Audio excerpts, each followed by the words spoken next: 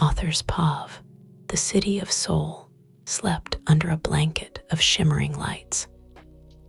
But in the heart of its most luxurious district, in a penthouse that touched the clouds, one man was very much awake, and he was not happy. Jeon Jungkook, the golden maknae of BTS, the nation's heartthrob, and the undisputed heir to a vast, shadowy empire known only as the Syndicate, paced his bedroom like a caged tiger. The room was vast, minimalist, and expensive, but it felt emptier than ever. The silence was deafening. It had been 3 days. 3 days since his wife, Y/N, had kissed him goodbye, promising it was just for a short visit to her parents in the quieter suburbs of Ilsan. Just a few days, Kookie, she had said, her voice like a soothing melody. Appa isn't feeling well, and Iyama needs the help. I'll be back before you even miss me. He had grumbled, of course. He'd held her close, burying his face in her hair, inhaling the sweet, familiar scent that was uniquely her. A few days is too long, he had muttered against her skin. But he'd let her go, because he loved the smile it brought to her face when she was with her family now. He regretted it deeply. The king-sized bed, which usually felt like their own private sanctuary, was now a cold, vast expanse of memory foam and misery. He hadn't slept properly since she left. The pillows didn't smell right. The sheets were too cold. The emptiness on her side of the bed was a physical ache in his chest. On the first night, he'd video called her at 2 a.m. Y/N. Jungkook, is everything okay? Her sleepy, concerned face had filled his screen, and his heart had clenched. JK. No, the bed is too big, she had giggled, a sound that usually made his world bright. But now it only emphasized the distance. Y/N. It's only a few more days, Jajia. Try to sleep. He'd tried. He really had. He wore one of her old t-shirts. He sprayed her perfume on her pillow. But it was a poor imitation. It wasn't her warmth, her soft sighs in her sleep, the way she would instinctively curl into his side, her head on his chest, her hand fisting in his shirt, as if even in her dreams, she was holding on to him. On the third night, the frustration peaked. He had a meeting with his most trusted advisors, his Hyungs, earlier that evening. It had not gone well. Flashback. A few hours earlier, the conference room at the SYNK headquarters was all sleek black marble and holographic displays. Seated around the table were 6 men who were both global superstars and the most formidable minds in the underworld. Kim Namjoon, RM, Jungkook. The proposal from the Japanese consortium is solid. We need a decision. Jungkook was staring blankly at the financial projections on the screen. All he could see was the way Y/N's eyes crinkled when she laughed. JK. No, it's flawed. The third clause is a trap. Min Yoongi, Suga. The third clause is standard, Jungkook. You're the one who usually points that out. Did you even sleep last night? JK. I'm fine. Jungkook snapped, his voice sharper than intended. Kim Seokjin. Jin. Ya, Jeon Jungkook. Did our little maknae have a fight with his wife? Is that why you're so grumpy? The word wife sent a fresh wave of longing through Jungkook. He stood up abruptly, his chair scraping against the floor. JK. The meeting is over. Reject the proposal. I'm not in the mood to play games with Yakuza puppets. Park Jimin, sharing a knowing look with Taehyung. They both knew the signs. Their Jungkook was in full-blown missing Y/N mode, a state that made him more volatile than any business rival. J-Hope. Jung Hoseok, hey, I'm sure Y/N will be back soon. Let's all go get some barbecue. But Jungkook was already striding out of the room, his black coat flowing behind him. JK, I have somewhere to be. End of flashback. And that somewhere was now his garage, standing in front of his blacked-out Maybach. It was 11:30 p.m. The rational part of his brain, the part that sounded like Namjoon, told him this was insane. Showing up at his in-laws' house in the middle of the night was unhinged behavior. But the larger, more dominant part of his brain, the part that was desperately, hopelessly, and utterly in love with his wife, didn't care. It screamed one simple, primal truth. I need her. He got into the car, the engine purring to life, with a powerful rumble that matched the turmoil in his soul. He typed the address into the GPS and pulled out into the neon-lit night, his destination clear. Y/N. Y/NS Pav. I was curled up on my old childhood bed, scrolling through photos on my phone. Most of them were of Jungkook. Jungkook cooking breakfast, his brow furrowed in concentration. Jungkook fast asleep, his long lashes casting shadows on his cheeks. Jungkook looking at me with that soft, unguarded expression he reserved only for me. A sigh escaped my lips. I missed him. It was a physical ache, a hollow feeling in my stomach. My parents' house was warm and full of love, but it wasn't home anymore. Home was wherever Jungkook was. My phone buzzed in my hand. It was a text from Jimin, 11:45 p.m. Y/NA, just a heads up. Kooky was a storm cloud today. He hasn't slept. He left the meeting in a mood. Just be prepared. You might get a visit from a very tall, very handsome, very grumpy bunny. I smiled, but a flutter of nervousness tickled my insides. Be prepared for what? Jungkook was intense, yes. His love was all-consuming. But he wouldn't just show up here, would he? At midnight, I got up and peeked through my window curtains. The quiet, suburban street was empty, bathed in the soft orange glow of the streetlights. Of course not. I was being silly. He was probably brooding in his studio, or had finally collapsed from exhaustion in our bed. I decided to try and sleep.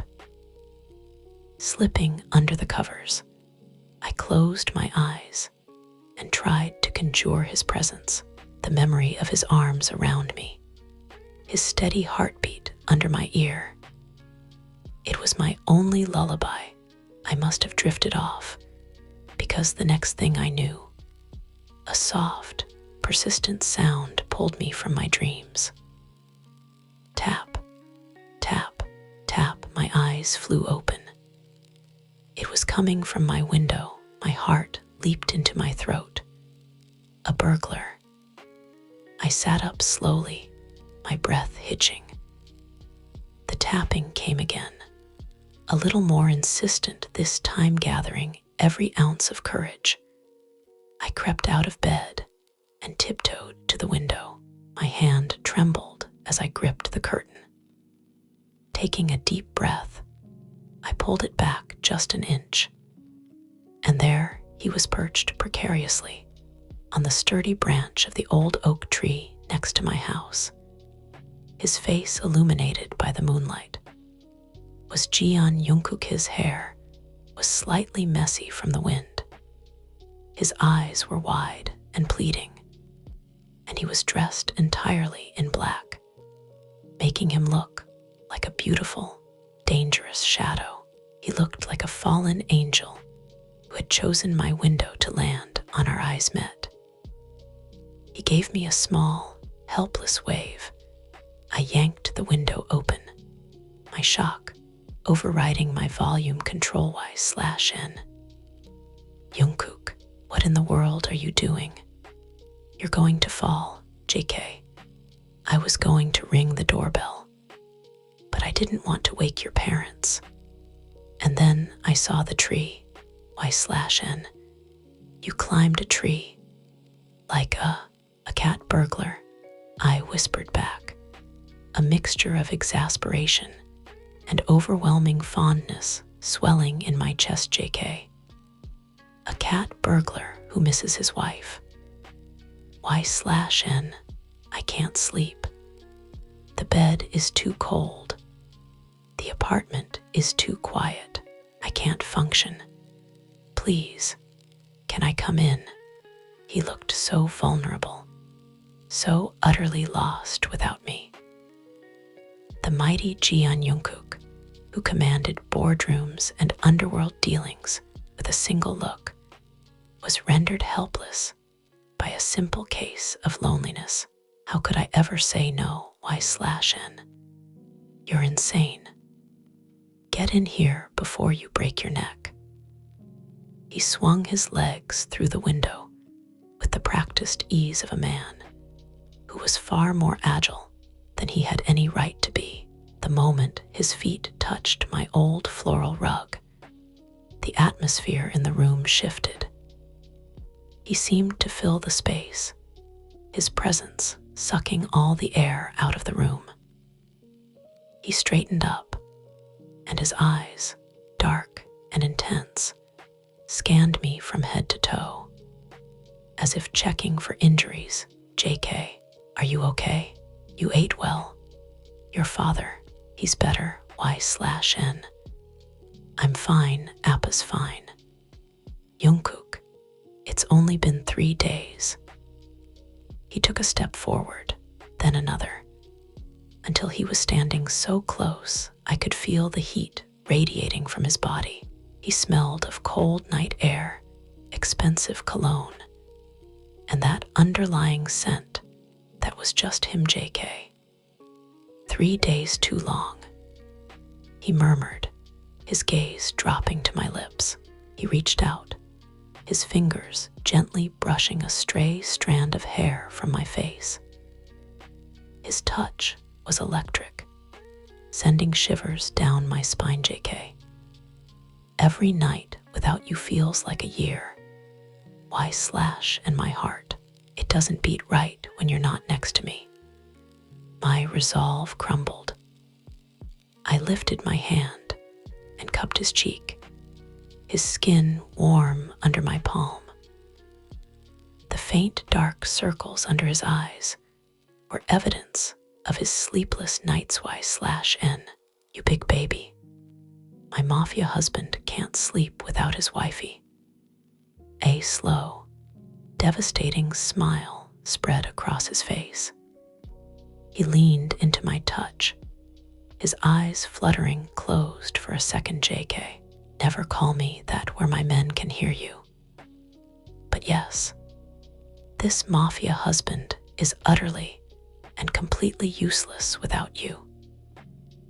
He wrapped his arms around me, pulling me into a crushing embrace. I melted against him, my head finding its perfect spot on his chest. Thump, thump, thump, thump. His heartbeat, strong and steady, was the most beautiful sound in the world. This was my lullaby. This was home, JK. I'm not leaving without you. I don't care if I have to sleep on this tiny little rug. I'm not spending another night in that empty bed. Y/N. JUNGKOOK, we can't just leave in the middle of the night. My parents will knock. We froze. The door to my bedroom creaked open, and the overhead light flicked on, blinding us both. My mother stood in the doorway, wrapped in her robe, her eyes wide with a mixture of shock and dawning amusement.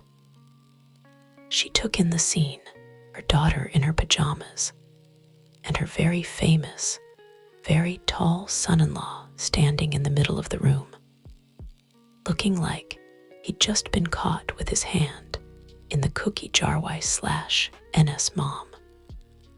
Y/N. I thought I heard voices. JUNGKOOK SSI. She blinked, her gaze shifting from his face to the open window behind him. Y/NS mom. Did you use the front door? JUNGKOOK, for the first time since I'd known him, looked genuinely flustered. The confident, powerful Mafia air was gone, replaced by a boyish man trying to explain himself to his mother-in-law. He immediately bowed deeply. JK. I am so sorry, Iamioni. I didn't mean to disturb your sleep. He trailed off helplessly and looked at me. It was the most adorable I had ever seen him. I decided to save him. Y/N. Iyama, JUNGKOOK just missed me. He came to visit. My mother's lips twitched. She looked at JUNGKOOK's desperate, sleep-deprived face, then at my undoubtedly lovesick expression. A slow smile spread across her face. Y/NS mom. Missed you. JUNGKOOK SSI. It's the middle of the night, and you climbed the tree. She shook her head, but she was still smiling. Y/NS mom. Such dramatics. You BTS boys. Well, since you're here, you might as well stay. Y/NS father would have a heart attack if he found a strange man in your room, even if that man is his son-in-law. I'll get the guest room ready. JK. That's very kind, Iamioni, but it's not necessary. I was actually hoping to take Y/N home with me. With your permission, of course. My mother looked at our intertwined hands, then back at JUNGKOOK's determined face. She saw the raw, honest love in his eyes, the love that was so powerful it drove him to climb trees in the dead of night. Y/NS mom. Egu, this generation. All right, but you will both leave in the morning after a proper breakfast, and you, she pointed a finger at JUNGKOOK, though her eyes were twinkling. Y/NS mom. Will use the front door like a normal person from now on. Understood. JUNGKOOK gave her his most charming, dimple-revealing smile. JK. Yes, Iamioni. I promise. Thank you. My mother shook her head one last time, a soft laugh escaping her lips as she closed the door, leaving us alone again. The moment the door clicked shut, JUNGKOOK let out a long, relieved breath and pulled me back into his arms, resting his forehead against mine. JK. See, I told you I wasn't leaving without you. Y/N. You're impossible. I whispered back, leaning up to press a soft kiss to his lips. It was meant to be a quick, chaste kiss. But the moment our lips met, the gentle embers of longing burst into a blazing fire. His arms tightened around me, one hand moving to the small of my back to press me flush against him, while the other tangled in my hair. The kiss deepened, becoming hungry, desperate. A silent conversation of 3 days' worth of missed touches and silent nights. When we finally broke apart, we were both breathless. JK, I love you so much that it drives me crazy. Y/N, I love you too, you crazy, wonderful man. He looked over at my single bed, a comical frown appearing on his face. JK, how am I supposed to fit on that? I laughed, pulling him towards the bed. Y/N, we'll make it work. You always said you liked it when I slept on top of you. He finally, truly smiled, the exhaustion and tension melting away from his handsome features. JK, that I do. We squeezed into the small bed, a tangle of limbs and shared warmth. He settled on his back, and I curled into his side, my head on his chest, my leg thrown over his, just the way he loved. His heartbeat was a steady, soothing drum under my ear. His fingers traced lazy patterns on my back. JK, this is better. This is right. Y/N, go to sleep, Kookie, I whispered, pressing a kiss to his chest. Within minutes, his breathing evened out, becoming deep and steady. The sleepless nights had finally caught up to him. He was home. He was at peace. I lay there for a while, listening to him sleep, feeling the rise and fall of his chest. This man, who the world saw as an untouchable icon, a fearsome leader, was in reality just my husband, a man who needed his wife beside him to find rest. His love wasn't a cage. It was the safest, warmest shelter in the world. Just as I was drifting off, my phone lit up on the nightstand. It was a message in the group chat named Hyungs Who Care Too Much Jimin. So, did the bunny make it to the carrot? Taehyung, we have bets riding on this. Y/N, did he use the door or the window? J-Hope, I hope he didn't scare your parents. Tell him we expect him to be less grumpy at practice tomorrow. Yoongi, just tell him if he gets arrested for trespassing, I'm not bailing him out. Jin Ya, Jeon Jungkook. If you woke up your nice in-laws, I'm going to tell them all your embarrassing childhood stories. Namjoon, I'm just glad he's finally going to sleep. The company's stock price might recover. I smiled, typing a quick reply with one hand. Y/N, window, he's asleep. The world is safe again. Good night, Hyungs. I put the phone down and snuggled deeper into Jungkook's embrace. Outside, the moon shone brightly, and somewhere in Seoul, his empire waited. But here, in my small childhood room, the most powerful man I knew was finally at rest, held in the arms of the one person who was his true strength, his peace, and his midnight lullaby. Y/N. And that, my dear reader, is the story of how Jeon Jungkook's world only makes sense when you're in it. I hope you felt every heartbeat, every whisper, and every thrilling moment. Isn't it the dream to be loved with such a passionate, all-consuming fire? Until next time, remember you are someone's perfect lullaby. Sleep well.